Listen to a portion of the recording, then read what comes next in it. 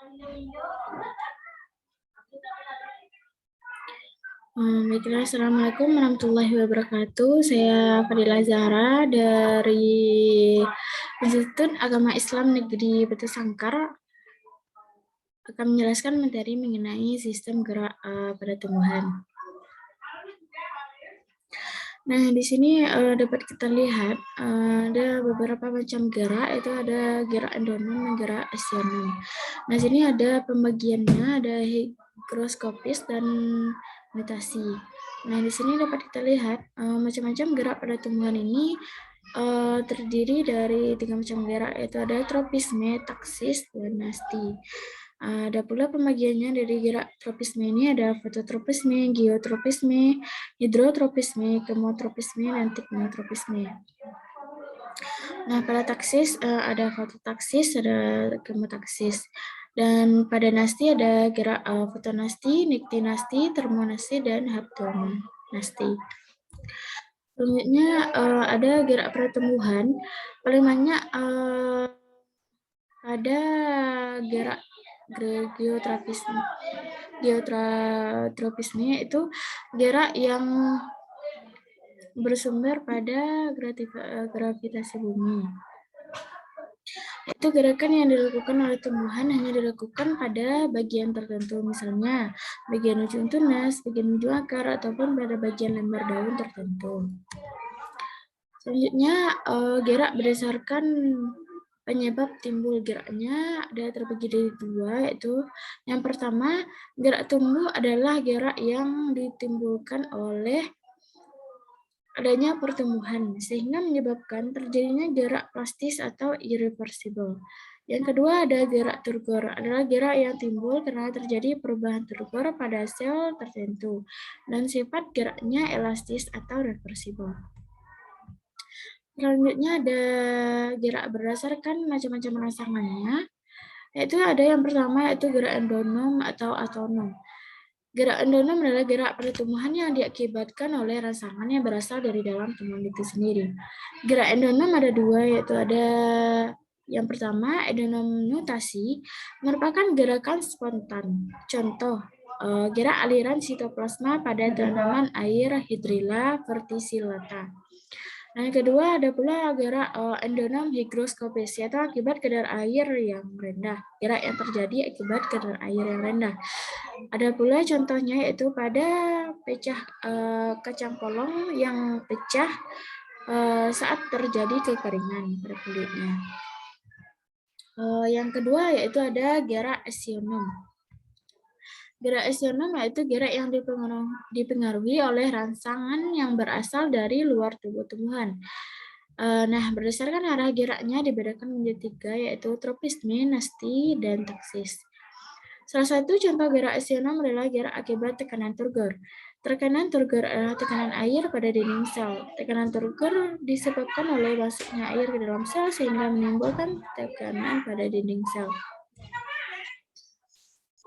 Selanjutnya ada gerak etionom atau esionom. Nah, gerak etionom ini terbagi atas beberapa macam gerak, yaitu yang pertama ada gerak tropisme. Gerak tropisme merupakan gerakan tumbuhan yang arah geraknya dipengaruhi oleh arah datangnya rangsangan. Nah, rangsangan dari luar yang mempengaruhi gerak tumbuhan ada bermacam-macam. Misalnya ada karena pengaruh cahaya, gravitasi, air atau kelembapan, dan sentuhan atau singgungan. Yang kedua ada gerak fototropisme. Gerak fototropisme ini terbagi atas 2, yaitu ada fototropisme positif dan ada pula fototropisme negatif. Fototropisme positif ini yaitu gerak tumbuhan yang arah gerakannya menuju arah datangnya cahaya. Jadi faktor yang terpenting fototropisme positif ini adalah banyaknya cahaya yang akan mempengaruhi gerak pada tumbuhan. Yang kedua yaitu ada fototropisme negatif, yaitu gerak tumbuhan menjauhi arah datangnya cahaya. Yang kedua ada geotropisme. Geotropisme ini merupakan gerakan tumbuhan karena pengaruh gravitasi atau gaya tarik bumi. Misalnya ada gerakan akar di dalam tanah yang menuju ke pusat bumi. Nah, gerakan geotropisme ini terbagi atas dua, yaitu ada geotropisme positif dan geotropisme negatif. Geotropisme positif adalah gerak organ tumbuhan mendekati inti bumi.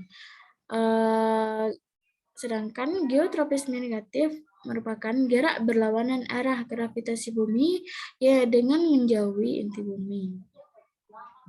Nah, dapat dilihat di sini yaitu ada tanaman akar tunggang, yaitu di mana akar tunggang ini mempunyai prinsip selalu memusat ke bumi atau selalu menuju porosnya.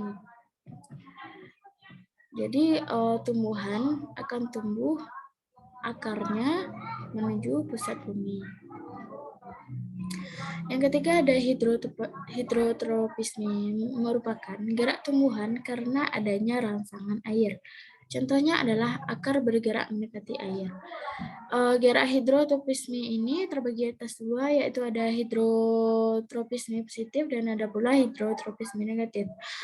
Hidrotropisme positif yaitu arah pertumbuhan ujung akar di dalam tanah yang selalu menuju ke tempat yang mengandung air. Jadi arah tumbuh akar selalu akan mengikuti arah air pada saat proses penyiraman tanaman. Nah, ada di sini itu contohnya ada hidrotropisme positif di mana akar biji-bijian tumbuh mengarah ke tempat yang basah atau berair. Yang kedua yaitu ada hidrotropisme negatif, yaitu arah pertumbuhan tanaman menjauhi tempat yang berair, yaitu kebalikan dari hidrotropisme positif. Selanjutnya ada kemotropisme, yaitu gerakan yang dipengaruhi oleh rangsangan bahan kimiawi. Contohnya adalah gerak pertumbuhan buluh serbuk sari menuju bakal buah saat berlangsungnya pembuahan. Adapun contoh dari kemotropisme ini yaitu yang ada gerak kemotropisme negatif, ada pula gerak kemotropisme positif. Nah, di mana ini faktor ada dua variabel yang mempengaruhi gerak pertumbuhan, yaitu ada karena dipengaruhi oleh air sabun, ada pula yang dipengaruhi pupuk. Dapat kita lihat setelah beberapa hari akar yang diberikan air sabun itu akarnya akan menghujam ke dalam tanah dengan bagian serbuk akarnya berada pada pinggir-pinggir pot tanaman tersebut. Sedangkan tanaman yang diberikan pupuk itu akan cepat tumbuhnya, yaitu pertumbuhan sangat dominan pada akarnya, akan tumbuh secara general dan akan tersebar di sekitar pot. Nah, selanjutnya ada pula tikmotropisme, merupakan gerak tumbuhan yang dipengaruhi oleh rangsangan, sentuhan, atau kontak fisik dengan benda padat. Contohnya yaitu sulur, markisa, dan batang metimun yang membelit tanaman lain. Nah, di sini dapat dilihat ada pula contoh lainnya yaitu daun sirih, yaitu di mana akarnya ini akan melilit pada media tanamnya, yaitu di sini media tanamnya ada kayu. Si daun sirih ini akan membelit pada kayu tersebut. Selanjutnya ada taksis. Taksis ini merupakan gerakan seluruh tumbuh-tumbuhan yang dipengaruhi oleh datangnya rangsangan. Nah, dalam taksis ini ada pula bagian-bagiannya. Yang pertama ada kemotaksis. Nah, kemotaksis yaitu gerak taksis yang dipengaruhi oleh rangsangan berupa bahan kimia. Contohnya, sel gamet tumbuhan lamut, gamet jantan bergerak menuju gamet betina. Tidak adanya pergerakan disebabkan adanya zat kimia pada gamet betina. Ada pula yang lain yaitu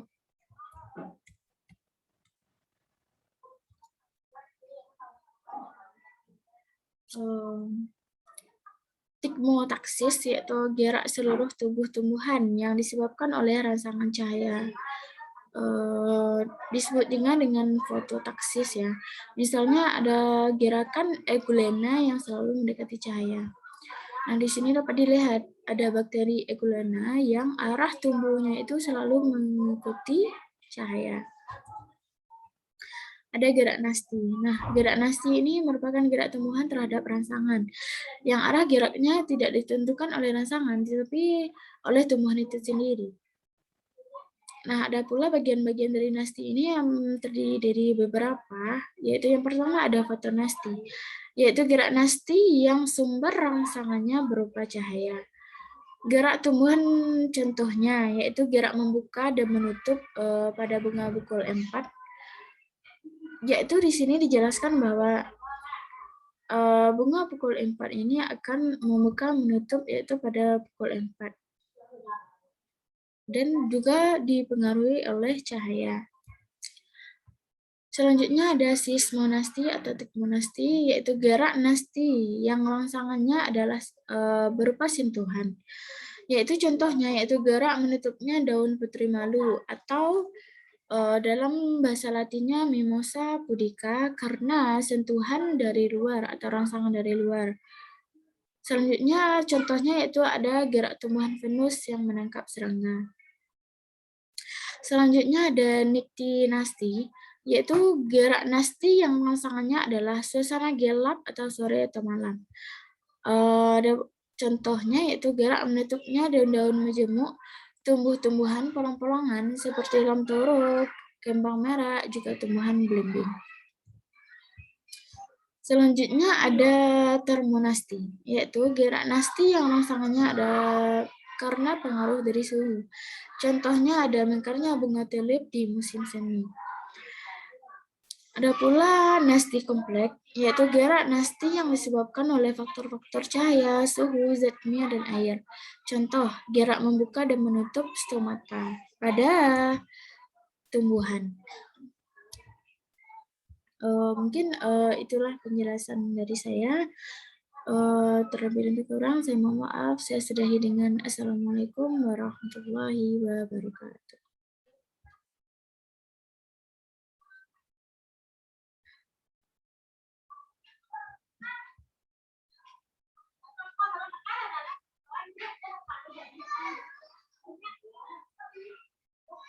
Aduh, ini.